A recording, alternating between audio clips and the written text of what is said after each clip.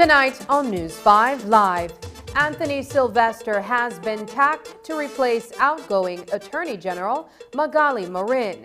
Industrial action is averted. The Essential Services Awards Tribunal is reconvened and meets with the Port of Belize and Christian Workers Union. And on tonight's episode of 5 Point Breakdown, Village Council versus Alcalde system. Who has the final say? These stories and more coming up on News 5 Live.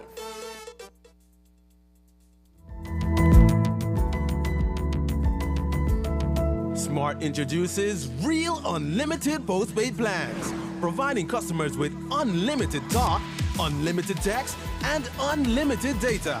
Now that's a real great deal. With Smart Plus, Share 1 and 2, and Enterprise 1 and 2 plans, you can talk as much as you want, text as much as you want, and for the first time ever in Belize, you can enjoy unlimited data with your postpaid plan. So come in and sign up for an unlimited postpaid plan and enjoy limitless possibilities. In addition, other plans such as the Flex Junior, Choice, and Select have been boosted with a lot more talk, text, and data, providing you with the best value for your budget. Be unlimited with Smart. It's time to power your dollar with Smart.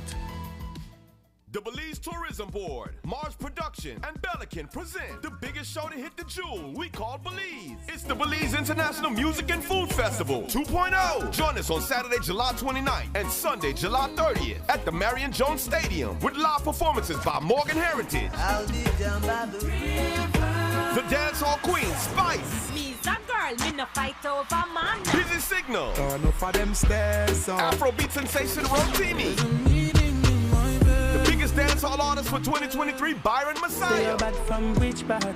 Tell up, no alongside Skinny Fabulous, Jadelle, Earth and Owls, Mr. Warming Up Adam O, and Lyrical. It's the Belize International Music and Food Festival 2.0, July 29th and 30th. Come savor the rhythm as we pair music with the best of Belizean cuisine. Sponsors are Belize Tourism Board, Pelican, Niche, Pop, ICB, Wine Smith, eCash, Dolphin Production, DigiWallet, Channel 5, Love FM, Creme Radio, Channel 7, Vibes Radio, Fiesta FM, and OYE Radio. And now, the hottest match of the evening. Get ready for action! Here they come. Amazing! They're unstoppable, unbeatable. They have them on the ropes. The beat rises to the top. 1, 2, and 3. They're on fire. Chill on us. Fire up the taste of Belize with the new chiladas crunchy tortilla taco chips in its hot chili flavor. Fiery habanero brings the heat. From Snackers, done right, done here. Belize's favorite Tuesday night entertainment is back. KTV The Remix Season 5. On Tuesday, July 4th, we go live on Channel 5 and streaming on Facebook and YouTube. But what better way to enjoy KTV than to be seated at the Bliss? Come out and win fabulous prizes and a chance to compete in our KTV challenges.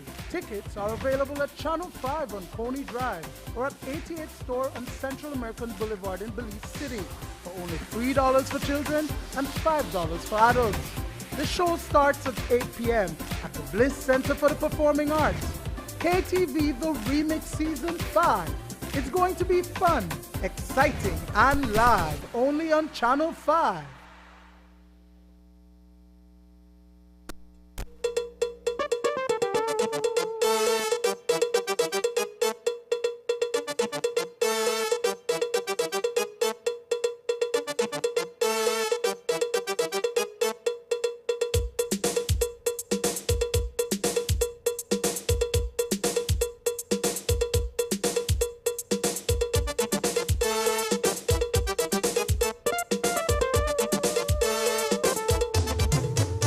This newscast is brought to you by the Belize Bank Limited. Our country, your bank. Good evening and welcome to News 5 Live for Wednesday, June 27th. I am Sabrina Daly. A new Attorney General is set to take office on July 1st, replacing Magali Marin Young as the country's chief legal officer. Earlier today, the government of Belize issued a release announcing that attorney Anthony Sylvester has been nominated to take up the post. Under the Briceño administration, Sylvester has held several positions on committees and boards. He is also the chairman of the Board of Trustees of the University of Belize. Sylvester holds a Bachelor of Laws degree from the University of the West Indies, as well as a certificate in legal education from the Norman Manley Law School in Jamaica.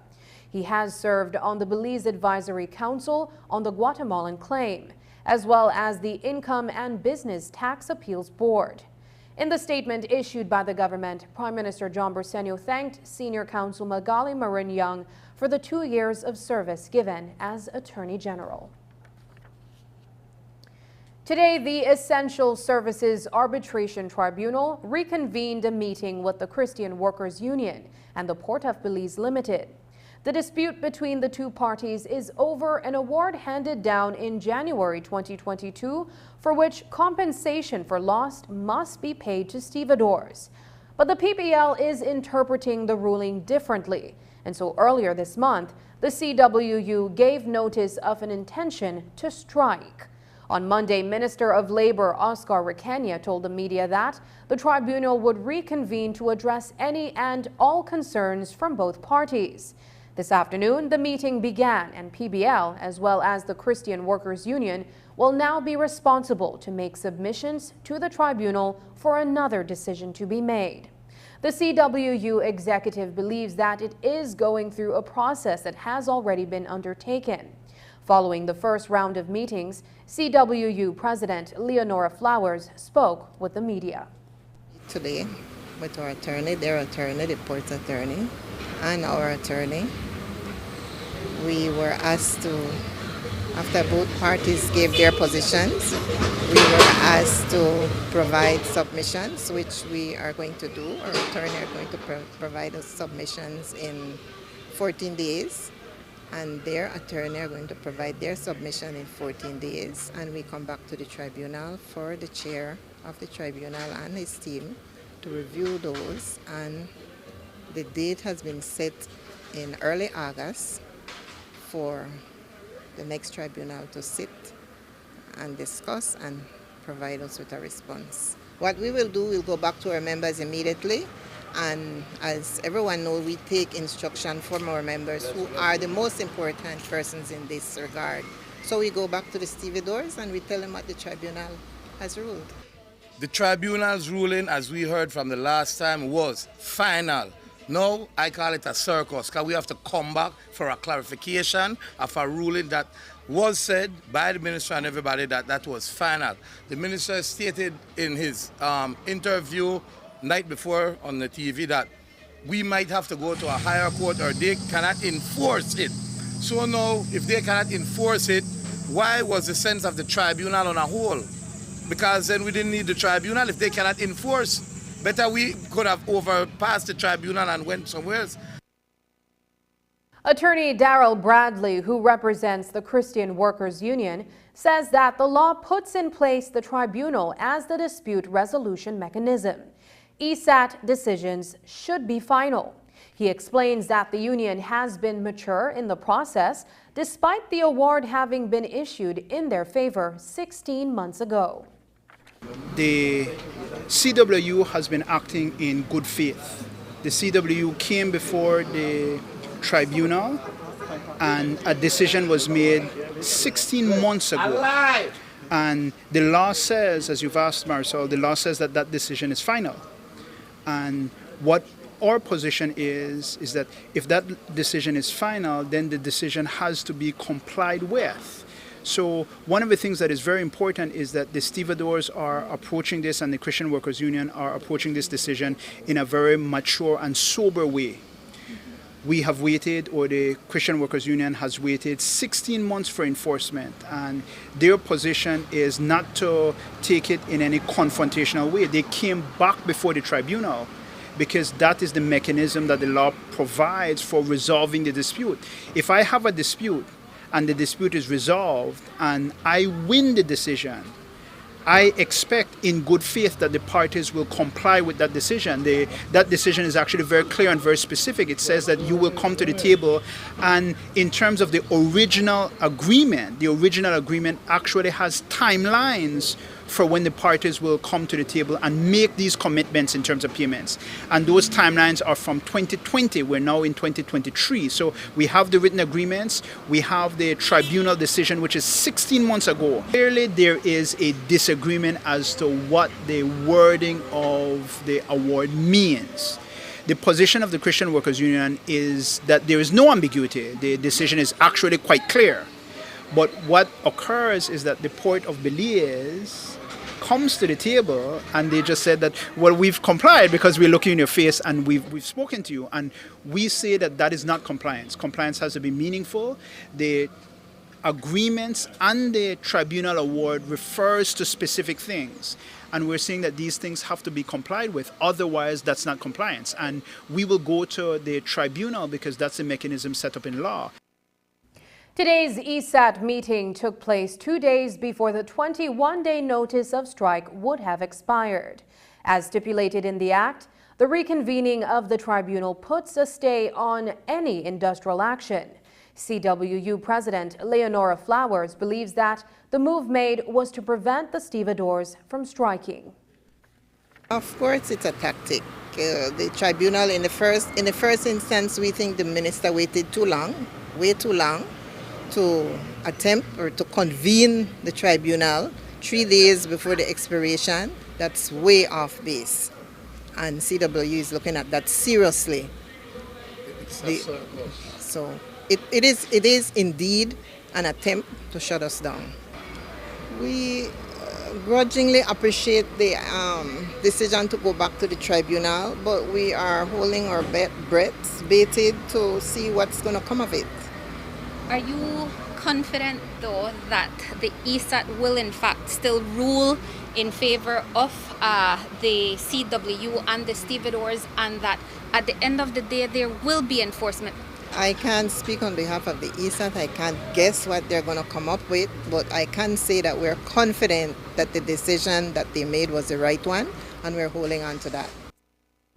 Coming up, Council of Churches says first PCC public meeting was successful. Find out the details of these stories when we come back.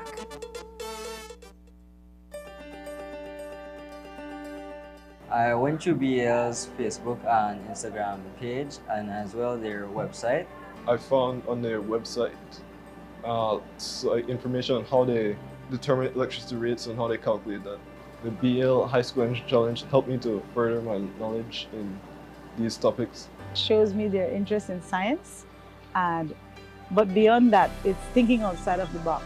You know, they're thinking about energy not just in their homes, but for us as a country, as a nation. I learned a lot about like renewable energy and how where Belize gets its energy from. I'm really glad that I got a laptop from this because I'm taking CIS in 6th form, so I truly need it. We are very happy that this is the second year we are getting a cash prize from BL because of our students' excellent performance. I would like to say that BL should continue with giving these competitions because these prizes are needed by many people. I applaud BL's effort because to see a company give back to the community, especially through our young people, that is something that definitely needs to be applauded, and I look forward to even more of these competitions and to see our kids continue to excel in them.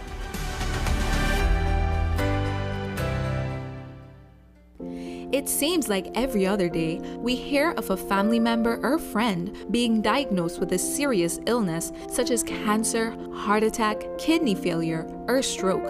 When these illnesses strike, you want to focus on recovery and your overall well-being. At RF&G Life Insurance, we offer critical illness insurance to help with medical expenses when diagnosed with such critical illnesses, providing security to access quality healthcare facilities and to ease the worry about finances. In case you are diagnosed with a life-threatening illness that is covered by the policy, critical illness insurance pays you a lump sum amount to help you obtain access to quality treatment and medication. Having critical illness insurance provides the financial support that will bring you and your family the security and peace of mind necessary to manage these illnesses.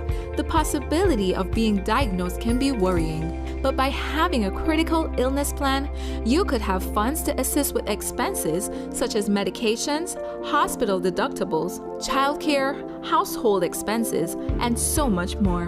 The right time to plan for the unexpected is when you're healthy. For more information, visit our office today to speak with one of our experienced agents about critical illness insurance. Your health and wellness is what matters most. Take care of it.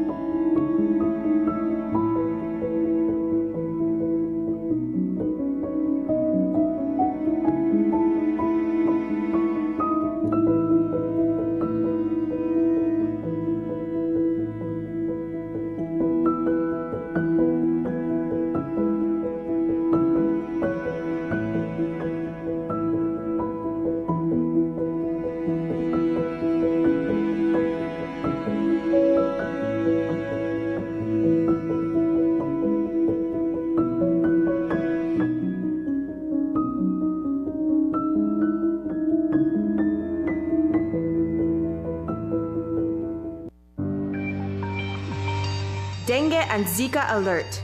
Do your part by preventing mosquito breeding. The Ministry of Health reminds the public that as we enter the rainy season, be aware of the dangers of dengue, chikungunya, and Zika.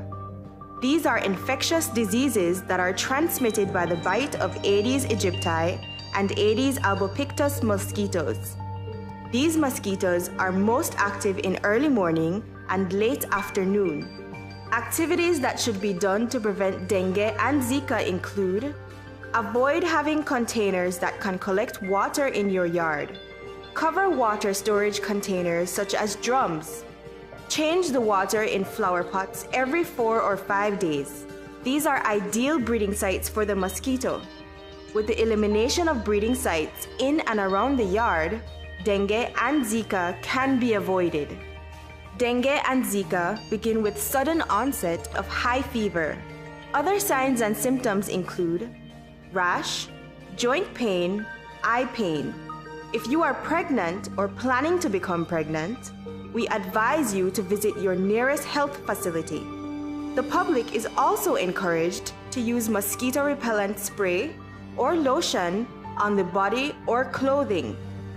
Do your part by preventing mosquito breeding.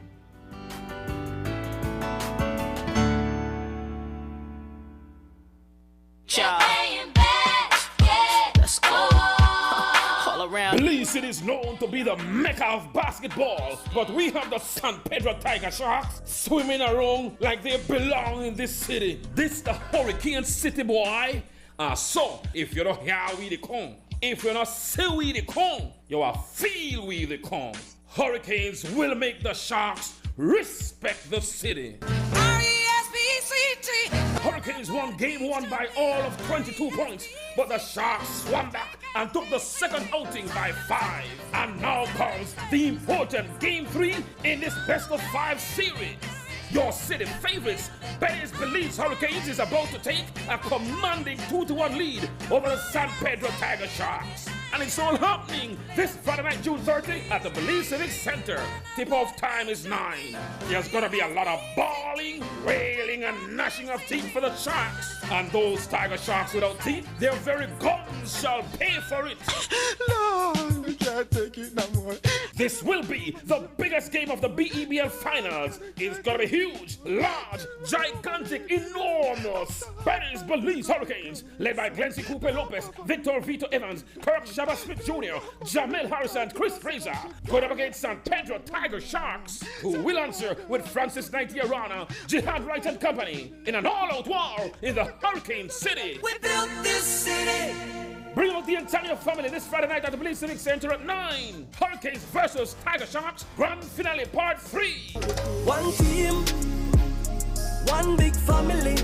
Halftime Mega Cash and Big Screen TV giveaways from Benny's, Cellular World, and Smart. The after party will be at the Thirsty Thursdays. Sponsored. Yo, respect the city. Love the game. Family, Belize Hurricanes. Hurricanes are one big family.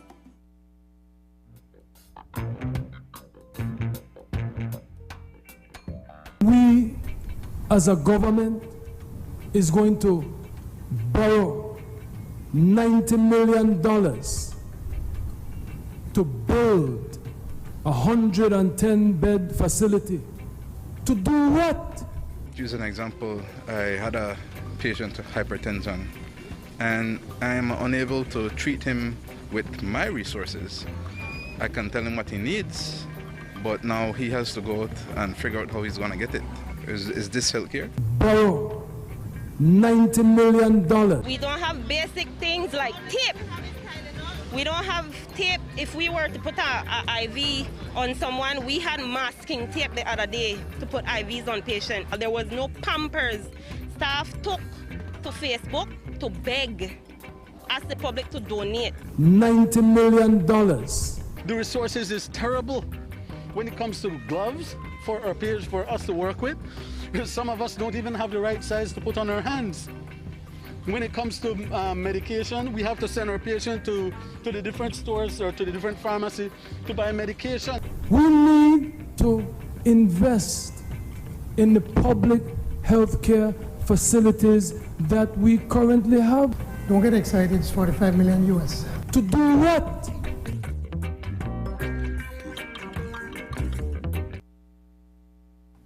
The first in a series of public educational meetings aimed at building awareness and understanding of issues related to Belize's constitution and proposals for its reform has been held jointly by the religious community and the People's Constitution Commission. The meeting was held with the Belize Council of Churches, the National Evangelical Association of Belize, and the PCC held a symposium last Thursday at the St. Catherine Academy Auditorium with almost 500 persons in attendance. A release issued today by the Belize Council of Churches states in part that the attendees listened to a presentation on the preamble to the Constitution by attorney Dickie Bradley. And an address by Professor Robert Destro of Columbus School of Law, who is also the former U.S. Government Secretary of State for Human Rights and Fundamental Rights and Freedoms. The council has quoted Professor Destro as saying that for the first time he looked at the preamble to Belize's constitution, he concluded that it was one of the most impressive pieces of statecraft that he had seen. Chairman of the Commission, Anthony Chanona, and the Assistant Chair, Denfield Dennison, spoke about the Commission's work and responded to questions from the audience. Copies of pamphlets titled A Guide to Belize Constitution, The Fundamental Rights of the People of Belize, and A Brief Summary of the Belize Constitution, Volume 1, were made available to the attendees for background information. The council informed that their representative on the commission, Maria Zabanet, will organize a series of public lectures in the coming months. The United Democratic Party is preparing for the upcoming municipal elections. But as it stands, only 2 of 67 seats in local government. Those seats are held by Mayor Earl Trapp and Councillor Bernadette Fernandez of the San Ignacio Town Council. But is there an internal effort among members of the UDP to prevent Mayor Trapp from running for office once again? That's what party leader Shine Barrow was asked recently.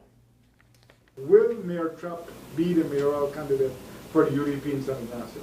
Unlike Mayor Wagner, who is still pandering, pleading, begging his party to give him the respect he deserves as a two-time mayor and be endorsed, I am happy to say to you that Mayor Trapp and Bernadette Fernandez were endorsed by the NPC on Saturday past in an almost unanimous vote.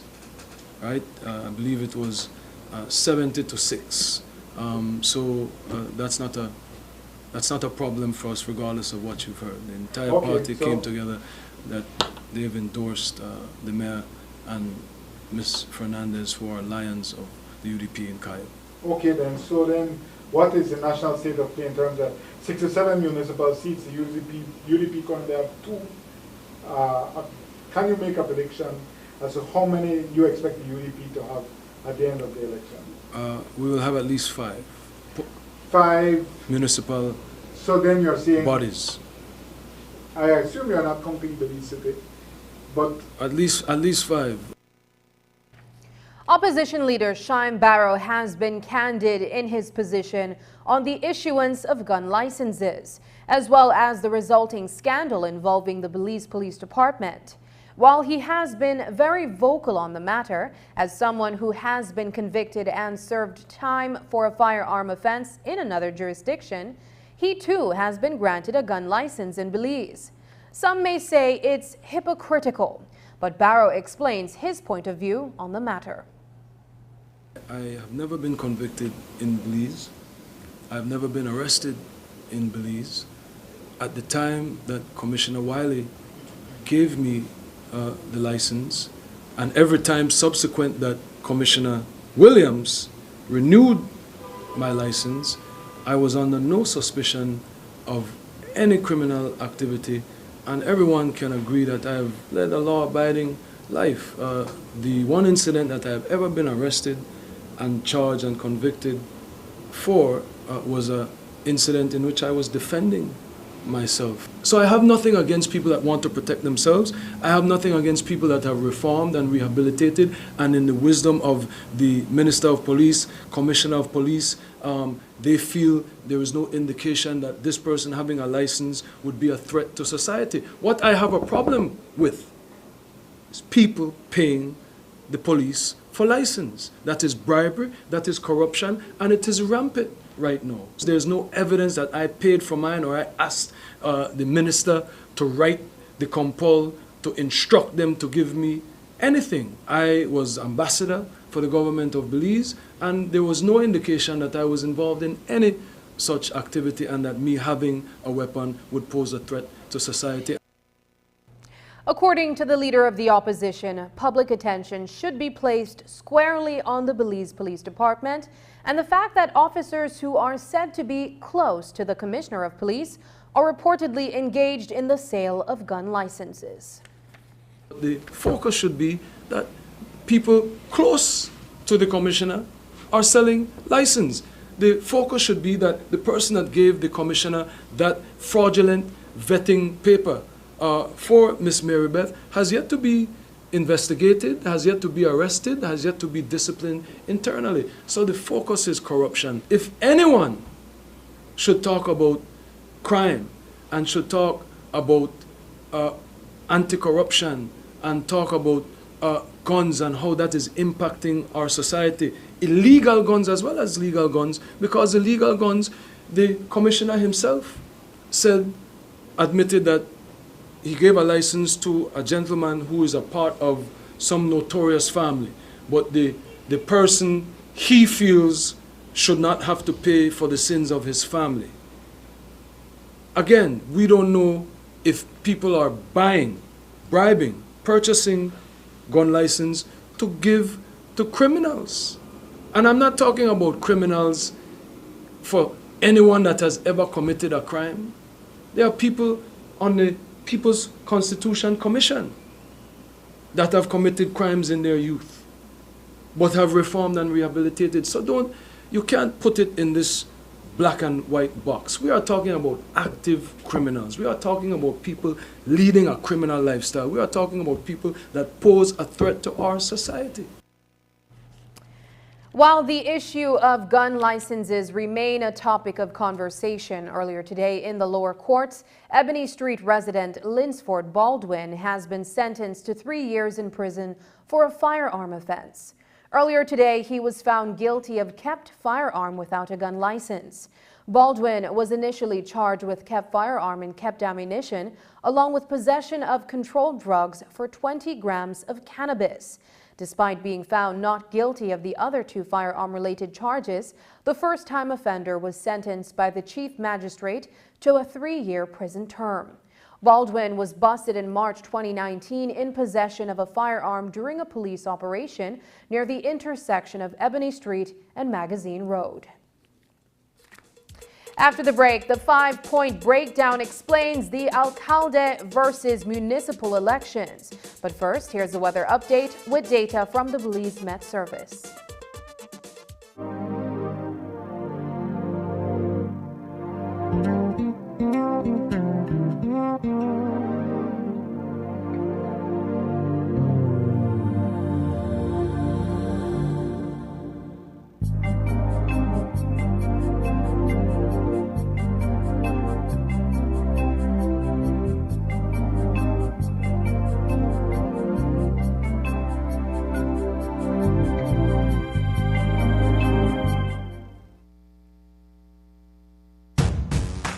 What's up, guys? Saw Daddy here, back with some Father's Day awesomeness.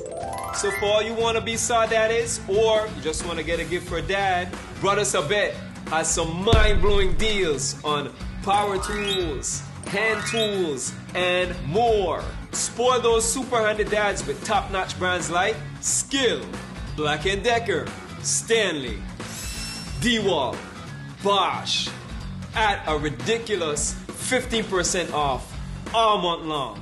Plus, with every gallon of Berger paint you buy, get your dad a chance to win $100 every week. And some lucky super handy dad will win $1,000.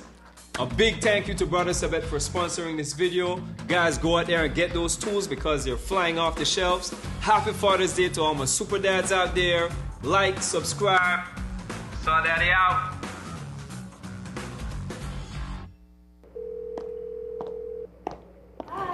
Bye. Why long time did try call you? Meet Alex. Where they go on, man? Alex signed up for a Digi1 premium bundle. He's loving it. With his free mobile plan, Alex can talk and surf on the go as much as he wants. Topping up and buying data is a thing of the past. Alex now has DigiTV. He enjoys all his games and his favorite shows, no matter if he's on the go or at home. And Alex also enjoys the fastest, most reliable home internet speeds with his DigiNet service. He is living his best life. Alex bundled. Alex is saving $70 monthly compared to purchasing these services from the other providers.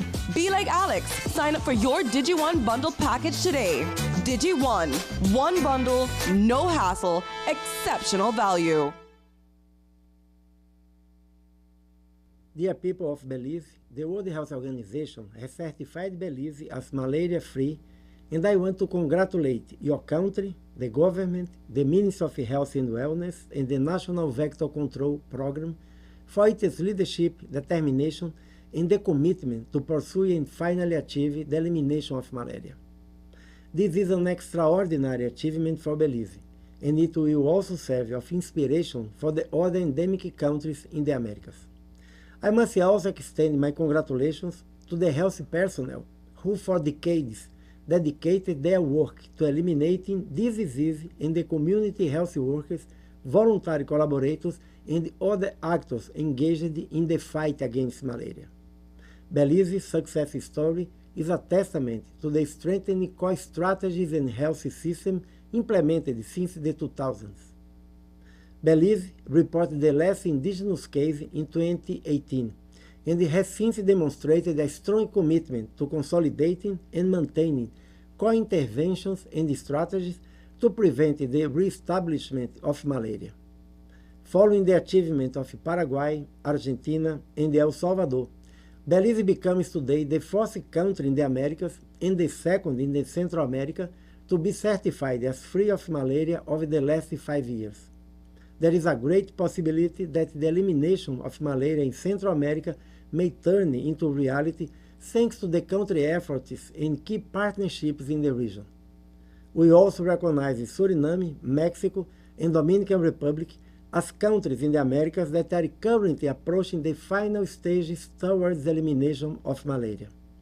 I would like to encourage Belize authorities to sustain their remarkable achievement in malaria elimination, to continue to advance in the disease elimination initiative promoted by PAHO, and be a model to the rest of the region. The people of Belize should be proud of this success, and I especially would like to thank those partners who contributed to the elimination process. Congratulations to all, and thank you.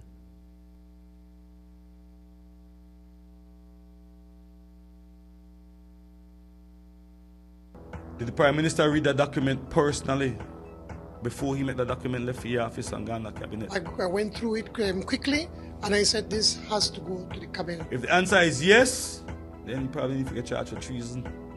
Because then you're more than untalented. I call it a dead race document. Dead race.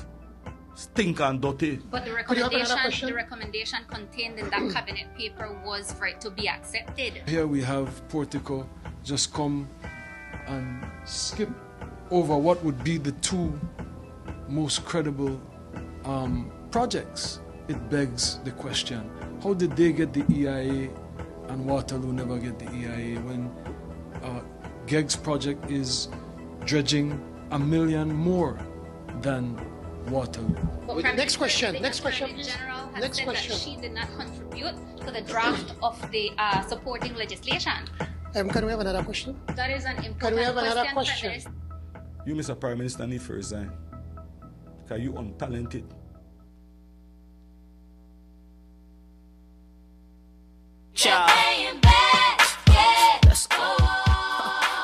Belize is known to be the mecca of basketball, but we have the San Pedro Tiger Sharks swimming around like they belong in this city. This the Hurricane City, boy. So, if you don't hear we they come, if you don't see we they come, you will feel we they come. Hurricanes will make the Sharks respect the city. Hurricanes won game 1 by all of 22 points, but the Sharks swam back and took the second outing by 5, and now comes the important game 3 in this best of 5 series. Your city favorites, Belize Hurricanes, is about to take a commanding 2-1 lead over the San Pedro Tiger Sharks. and it's all happening this Friday night, June 30, at the Belize Civic Center. Tip-off time is 9. There's gonna be a lot of bawling, wailing, and gnashing of teeth for the sharks. And those tiger sharks without teeth, their very gums shall pay for it. Lord, we can't take it no more. This will be the biggest game of the BEBL finals. It's gonna be huge, large, gigantic, enormous. Belize Belize Hurricanes, led by Glency Cooper Lopez, Victor Vito Evans, Kirk Shabba Smith Jr., Jamel Harris, and Chris Fraser, going up against San Pedro Tiger Sharks, who will answer with Francis Naitiarana, Jihad Wright and Company, in an all-out war in the Hurricane City. We built this city. Bring out the entire family this Friday night at the Belize Civic Center at 9. Hurricanes versus Tiger Sharks, Grand Finale Part 3. One team, one big family. Halftime Mega Cash and Big Screen TV giveaways from Benny's, Cellular World, and Smart. The after party will be at the Thirsty Thursdays. Sponsored. Yo, respect the city. Love the game. Family, Belize Hurricanes. Hurricanes are one big family. We have long been reporting on the Alcalde system that is practiced in indigenous Maya communities in the South. What comes to mind is the 2015 citizen arrest of Rupert Miles in Santa Cruz Village in the Toledo district. 13 persons were later charged as a result of that incident. That case raised several questions about the role of the Alcalde under the Inferior Courts Act. But then there is the village council system, for which elections are held every 3 years. There's a chairman and councillors whom villagers vote for and leaders in their communities. So in communities where there are both village councils and alcaldes, who has the final say or authority to make critical decisions? Tonight's 5-point breakdown looks at both systems and reveals information that many may not know. News 5's Dwayne Moody reports.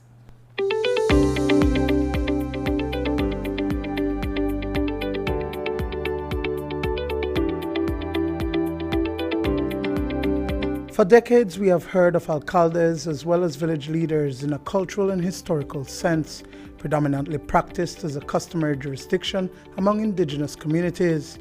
But this time-honored tradition is a system of local governance introduced by the British as a form of indirect rule in colonial Belize. The alcalde is basically is the village chief, is the leader of the village, but it's also the ambassador of the village. This was formalized under the colonial British rule.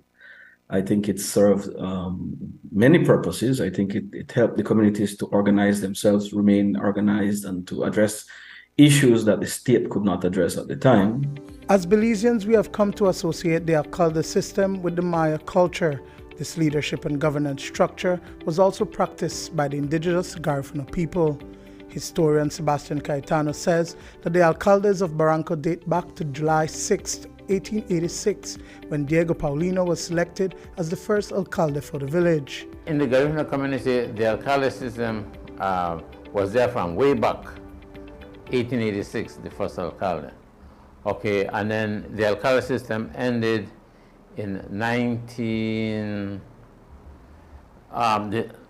the last alcalde in Barranco was Mr. Ignatius Nicholas, was the last alcalde. Okay, and the alcalde system ended to give way to the village council system. But the people had high and great respect for the alcalde system because the alcalde was the community leader. He also exercised authority, legal authority, you know? So he took care of the village, yes. Whereas the village council only takes care of the community. It is practiced right now only by the Mayan communities, but it is a system of local government and judicial management that can be done by any rural community in the country, as far as I'm aware. In the past, the Garifuna communities in the Stan Creek district had alcaldes, and other communities up north also had alcaldes. So the system can be applied in any rural community. There are currently 190 villages and communities in Belize, some located in remote areas and whose residents still practice a customary way of life. They too are engaged in the democratic process of electing a village council every 3 years. While this is the lowest level of local government, village council elections have been overwhelmed by partisan politics. The most recent was held in 2022. This process, however, should be free of any political influence.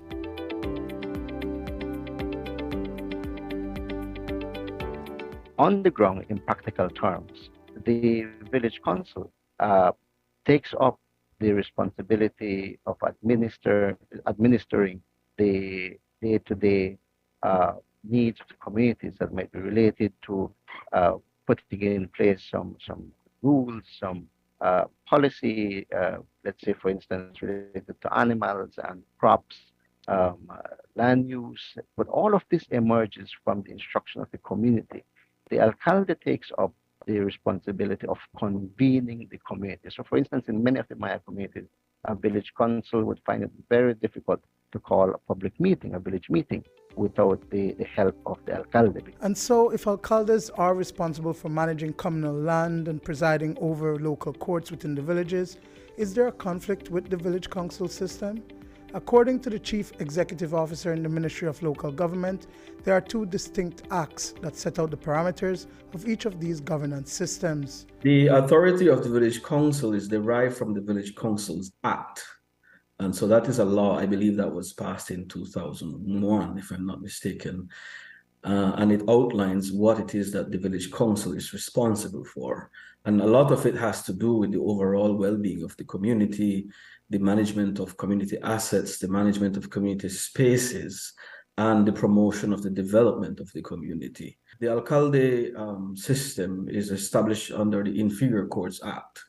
And again, just like the Village Council Act, it outlines and specifies the roles, the scope of powers, the responsibilities of the Alcalde in the Inferior Courts Act. And it has a lot to do because in the act, it is regarded as a judicial organ. And so it manages things like disorderly behavior, trespassing, just general interfering with your neighbor's business, which is disallowed in the Alcalde's Act. And so the Alcalde has the authority to charge people for offenses under the Inferior Courts Act. The Alcalde system is not used in other parts of the region. It is expected that they are to work harmoniously in areas where the system is practiced. But on the ground, in these villages, who has the final say? If I believe both positions follow the respective law under which they're established, I don't think that there would be any issue between the two in the exercise of the duties and powers that they have been given. The problem is that sometimes you have overlaps in what they think they ought to be doing. There are differences in personalities, but it doesn't have to be that way. If each person understands their role and functions, duties and powers, they can coexist. In the Kechi villages, where the Alcalde can arrest the village council, the chairman, but the chairman cannot arrest the Alcalde. Okay, but in the Maya community of the south, the Alcalde is still highly respected, and that's the preference of the Maya people. Dwayne Moody for News 5.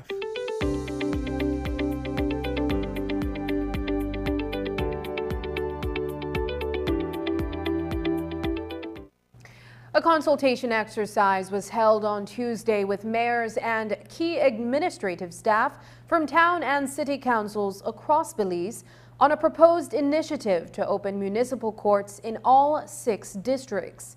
The Department of Local Government spearheaded the one-day session in order that the relevant authorities will be able to better understand the legal and administrative dynamics of managing and operating the Belize City Municipal Courts. It also serves to assist the participants to grasp the legal and administrative processes and procedures when establishing magistrate court in jurisdictions other than Belize City, where a municipal court already exists. The session is part of government's objective and the allocating sustainable financing for municipal governments. Belize City currently only has one declared place of sitting for a municipal or a magistrate's court, established in 1997. Today, CEO in the Ministry of Local Government, Valentino Shao, explained to News 5 that the other 5 municipalities see establishing municipal courts in their jurisdictions as something that will significantly improve the capacity of town and city councils in resolving matters that relate to municipal courts, such as traffic laws, property tax matters, garbage and littering offenses. So far, only Belize City has such a court. And it has worked well for them, and the other councils are very interested in adopting this model. And so, but before we go wholesale and adopt it, we want to see how it's working, how we can improve it.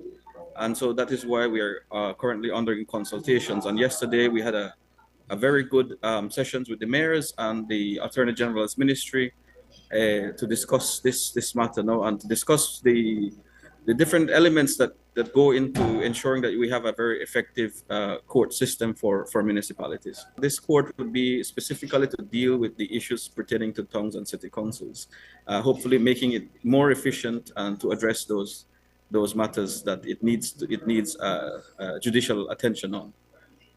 Let me ask this, my last question. Sure. Because it's been known in the recent past too that Belize has been short of magistrates per se. Would we be able to have the human resources to appoint to all these different courts now when they do open up or are established countrywide? That's a very good question, and that's precisely why we're undergoing this consultation process, because we have to see that it is efficient to have courts in each district, or perhaps a more efficient approach would be to have regional municipal courts.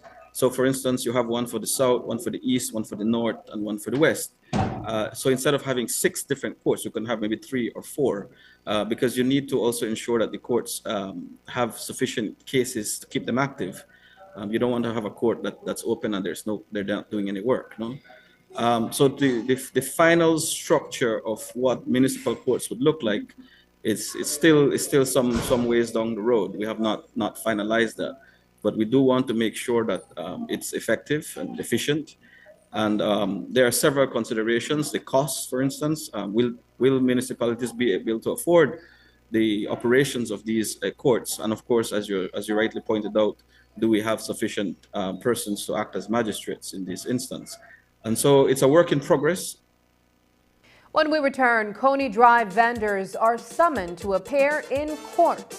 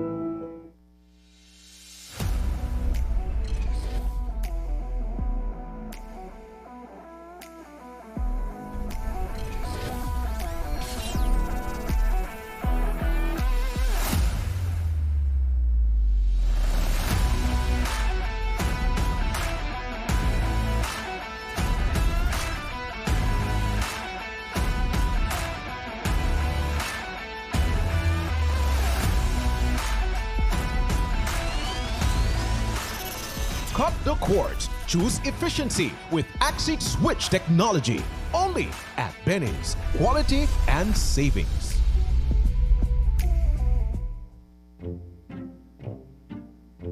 Get ready, babe. We're going on a vacation. Finally, where are we going? Don't worry, babe. I have we covered. Are you sure you know where we're going? Yes, babe. Oh, right there, see?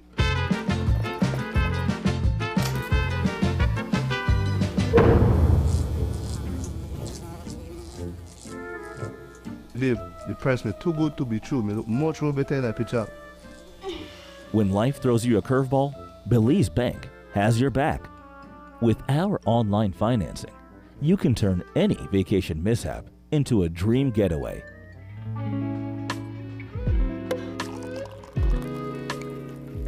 Cheers to Belize Bank for making our dream vacation a reality. Thanks to you, babes, to turn things around. No thanks to you, cheapo. Ouch. Experience the future of financing with Belize Bank online, where you can secure funds for anything, from anywhere, at any time, all without stepping foot in a bank.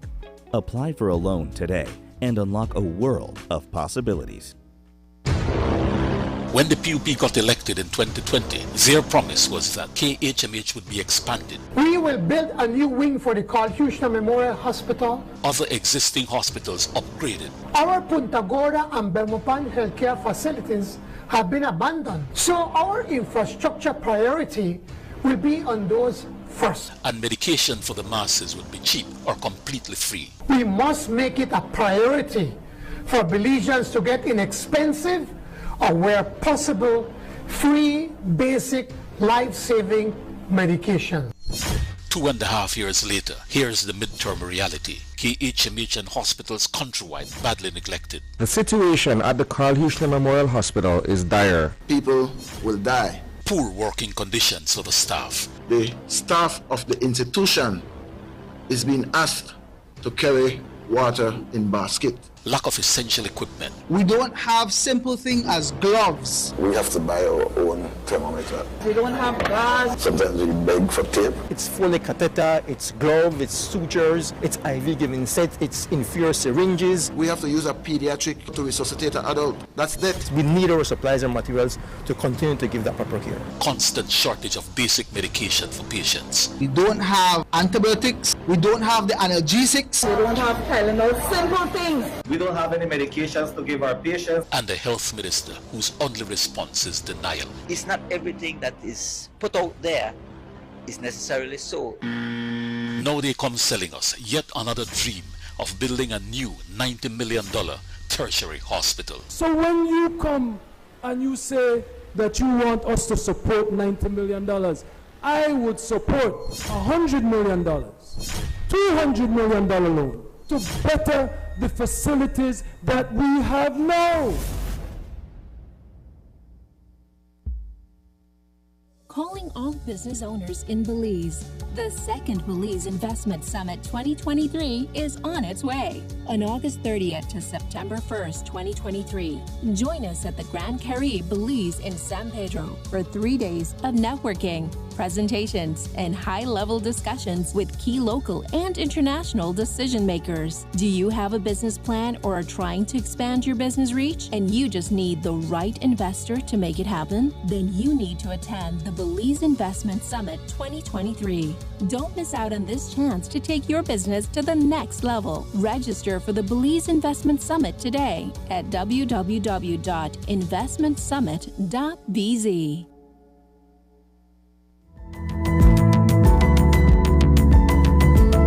Smart introduces Real Unlimited Postpaid Plans, providing customers with unlimited talk, unlimited text, and unlimited data. Now that's a real great deal. With Smart Plus, Share 1 and 2, and Enterprise 1 and 2 plans, you can talk as much as you want, text as much as you want, and for the first time ever in Belize, you can enjoy unlimited data with your postpaid plan. So come in and sign up for an unlimited postpaid plan and enjoy limitless possibilities. In addition, other plans such as the Flex Junior, Choice, and Select have been boosted with a lot more talk, text, and data, providing you with the best value for your budget. Be unlimited with Smart. It's time to power your dollar with Smart. When a trio of food vendors arrived at their respective stalls on Coney Drive earlier today, they were surprised to have been met with summonses to appear before the High Court. That's because a property owner in the immediate vicinity has lodged a claim demanding their removal from that location. The women are up in arms and say that they are being taken unfair advantage of by someone with ample means. News 5's Isani Cayetano reports. For many years, businesses on Coney Drive have enjoyed the convenience of having food vendors in close proximity. During lunch hour, employees of various organizations descend on this strip where Belizean dishes are on sale. Gail O'Brien has been vending in the area since 2012. A few years ago, the Belize City Council relocated her and several other small business owners to this side of the street where 3 stalls were constructed. Things were going smooth for the vendors until today when they were served with a notice from the law firm of Marine Young and Company. I do hotel at Coney Drive about 11 years. I've been over this side about 6 years ago, and I find it so very strange. I've been served with what do you call this again? Want summons to move from here. I don't know what to say because I hear that we've been blocking the neighbor's view, and I don't see how we block the neighbor's view by being here because it's been about 6 years I'm over the side. So if we block the neighbor view, I expect to get a summons like in a 2 weeks' time. I know it's been 6 years we've been here. A claim has been filed against 3 vendors, including Tarifa Talbert, Evelyn Perez, and Olga Arnold. Claudette Thurton has been selling next door for a few months.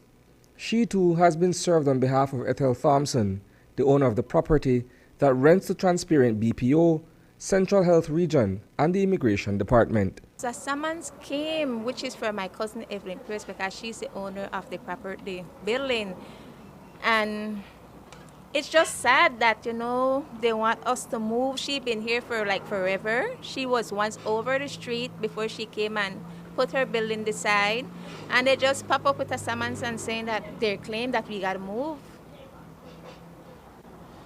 You guys are making an honest living by selling food to businesses and employees along this stretch. What's next for you guys? That's the thing. What's next? Like, the way I see it in this country we call Belize, when it comes to poor black people, it's like they don't want to see you get ahead. They don't want to see you make life. They always, the way it seems they want us to always skip down. We are working hard. Yes, because they are before me. For restaurant owner Tiffany Cadle, Gwen's Kitchen has been locked in a legal battle with Thompson for several years. Thompson, we understand, wants all the small businesses that are on the road reserve in front of her property gone. We have been in court with the Thompsons them since I think 2020, 2021. They have brought 3 matters against us. One of them was dismissed. They brought that back. We are awaiting judgment, and one of them they have appealed. So we are at the Court of Appeal in relation to one of the matters. I am a bit surprised to hear that they have now they're now attacking the other 3 smaller businesses beside me on the same grounds, the same merits of the case that they brought against Gwen's Kitchen and myself and my partner and my mother-in-law at the same time. In essence, they want us to move from here. That's the basis of it. They don't want us to do business out here. Everybody would know that the other 3 businesses besides Gwen's Kitchen have been out here long before Gwen's Kitchen. In total, these ladies have been out here 11 years selling food, first across the street and then later on this side of the road. So they have been on this side of the road, I think at least 6 years they've been here. It's a difficult situation, These women do not have the financial resources to wage a legal defense against Thompson. Despite the fact that Cadle is an attorney, she is unable to assist as her cases are still before the courts. The one that has been brought against the other three business ladies out here, it's a constitutional claim similar to the one that they're now appealing at the Court of Appeal against me. So it's a similar.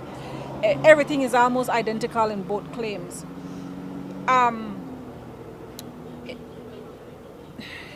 Looking at it, they should have just sued all of us together in the beginning. That way, you know, we could have probably helped them out in terms of representation.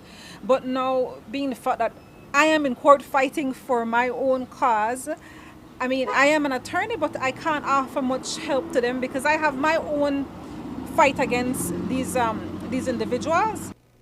The Belize City Council is also being taken to court as a defendant in respect of this matter. It was through the efforts of the mayor and his team at City Hall that the small vendors were able to secure a permanent location on Coney Drive. For Gail O'Brien, her livelihood is under direct threat. A business like this, which is making $400 to $500 sometimes a day, sometimes you're left from here, you try and make a $200, you fight, so much backbiters, so much problem. This is no kind of business for nobody want us to move to the million and billion of dollars that my neighbor own, where she have, and what we have nothing to she. We are like the dark crumbs to what she have. So this is so terrible, and we need somebody to stand up for us out here. Reporting for News 5, I am Isani Cayetano. The SICA Heads of Government Summit for Central American leaders and foreign ministers is finished, but there was a lot of discussion coming out of the 6-month pro tempore presidency that Belize held for the past 6 months. One issue that is sure to surface at the upcoming CARICOM Heads of Government meeting in the first week of July was also on the SICA agenda. It has to do with the migration of regional nationals to the United States. Minister of Foreign Affairs Eamon Courtney, who was present at the SICA summit and who will represent Prime Minister John Briceño at the upcoming CARICOM meeting, shared the common concern that Central American leaders had about the emerging problem. The issue is we have people traveling, going north. They're going north to seek a better way of life and also running away from climate change effects. They're running away from violence, they're running away from insecurity, political repression, and indeed sanctions imposed on certain countries in the region. Those people are on the move. The latest statistics show that, from the International Organization of Migration, show that the numbers for 2023 are already higher than they were in 2022. We have to ensure as best as possible we do a number of things. Firstly, treat people in a humane way. Secondly, we have got to join forces, share intelligence in trying to dismantle the criminal organizations, the criminal networks that are being paid hundreds of thousands of dollars, if not millions, to move people through the hemisphere. And so if we can try to dismantle those organizations, we think that it goes a long way in trying to arrest the problem. But ultimately, there has to be economic and social development in the countries of origin in order to give people an opportunity to get them to stay. Up next, Special Olympians should reach in time for graduation. Taking its name from the venerable father of the nation, the George Price Highway stretches 77 miles from Belize City to Benqueviejo. Originally built in the 1930s, this cross-country highway system is the artery that links Belize to Central America at the western border with Guatemala.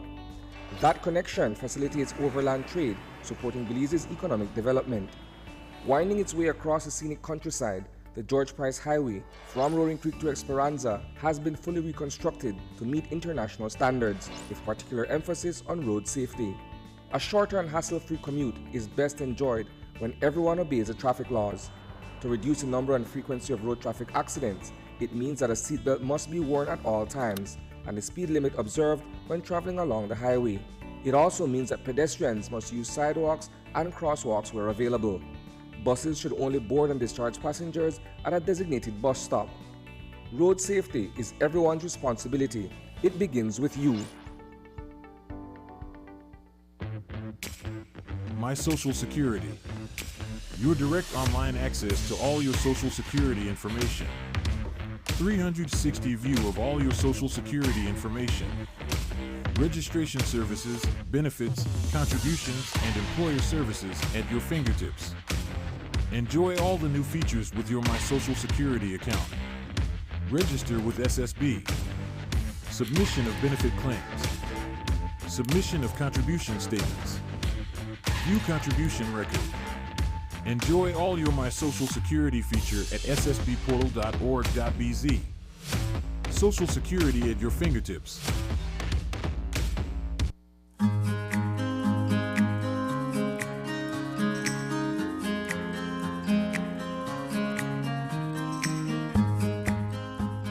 Every year, World Environment Day is celebrated on June 5, and the Department of the Environment, within the Ministry of Sustainable Development, Climate Change and Disaster Risk Management, joins the nation of Belize and other United Nations member countries in worldwide awareness and action to protect our environment, with this year's theme being to beat plastic pollution.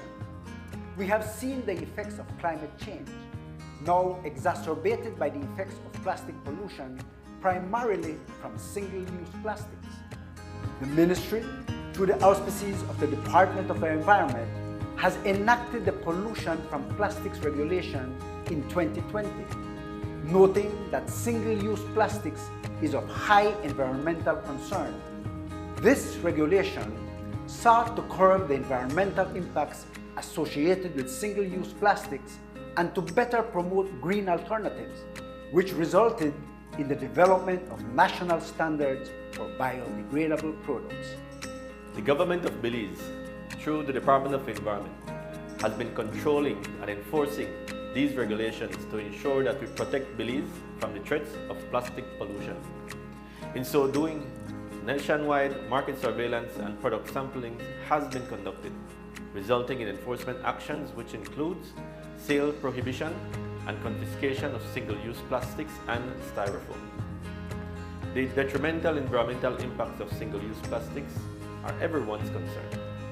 The government calls upon all businesses, industries, civil societies, NGOs, and you, the citizens of Belize, to have civic pride and to help in the fight against plastic pollution and to further contribute to the national efforts in transitioning to a circular economy.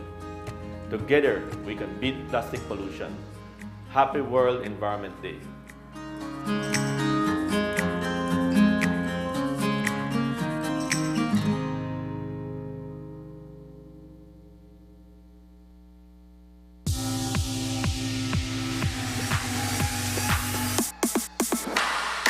Sign up for Smart Share Plan and save big. Whether you're a small entrepreneur starting up your business, a student on a limited budget, or a family trying to save, this is the plan for you. With unlimited SMS, calls, and data, we help you save. Get up to 5 lines for as low as $30 per line monthly, only with Smart. Sign up today at any Smart showroom or sales manager countrywide. So get your business going, share more memories with friends, and be ready for the day with Smart.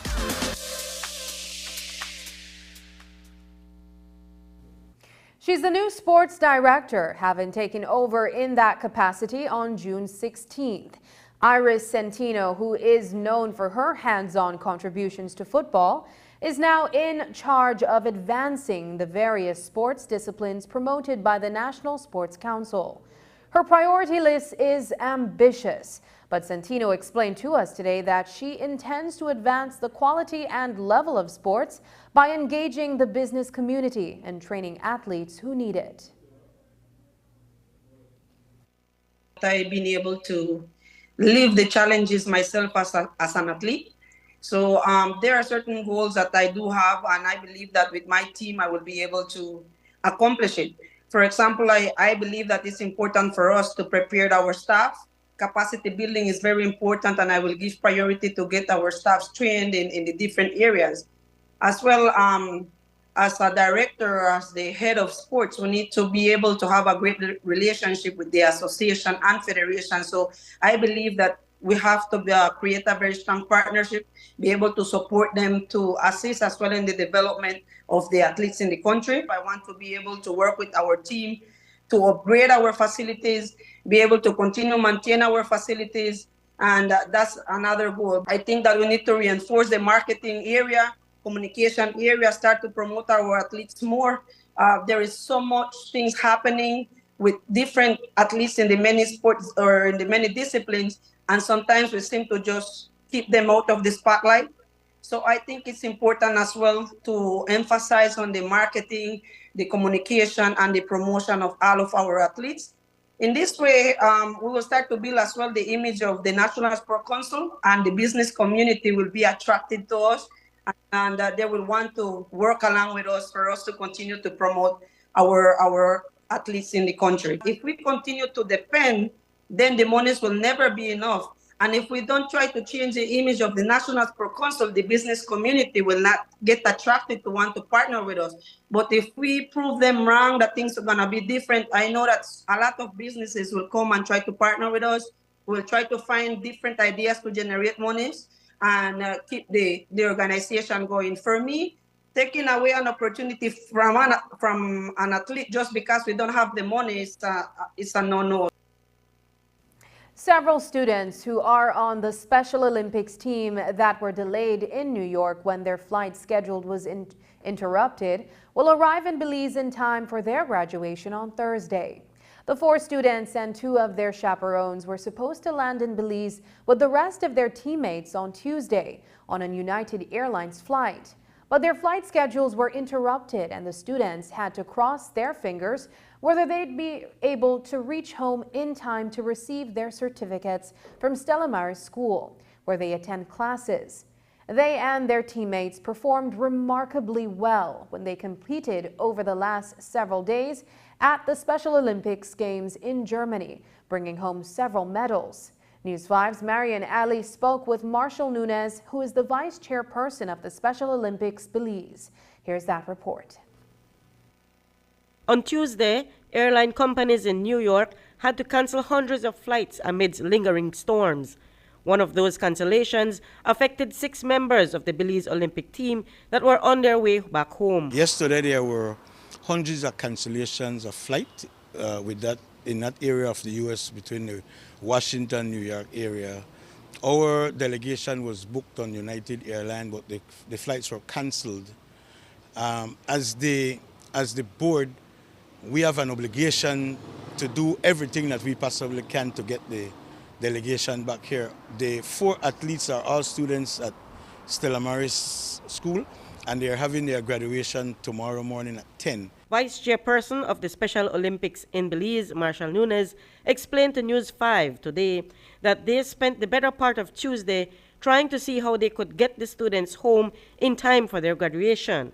With a little luck, they managed to pull it off. This morning they were able to, they passed the security checks and the TSA counter and everything, and we were at the gate waiting to be boarded. They have rerouted them through Cancun. There is a direct flight from Washington, D.C. to Cancun. We believe that they're going to make the flight. We keep our fingers crossed. Once they make that flight, they should arrive in Cancun around 3 o'clock this afternoon. A bus have already been secured it's a rental to bring them from Cancun to Chetumal, and we have made arrangement with the National Sports Council here. They have a van, and so we will go to the border and wait for them. In terms of time, if they arrive in Cancun 3 o'clock, we are expected that around 7:30 tonight they should be at the border in Corozal. And if we are there and we pick them up, we should be in Belize City by 11:30 tonight. The sport that the students excel in is not one that is commonly known in Belize. There were over 7,000 athletes representing 192 countries. We took a small delegation of 6. The head of delegation, the director, which coupled as a coach, and 4 athletes.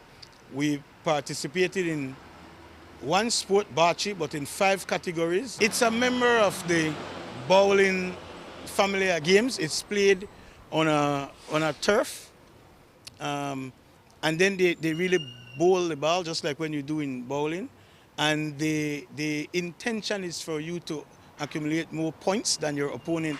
The opposing teams have different color balls, and then there are neutral balls. So what you want to do is to gain points by advancing your ball and using the neutral balls to help you to advance yours without the opponent advancing theirs. Altogether, the team is bringing back 2 silver medals, 1 bronze, and 2 ribbons.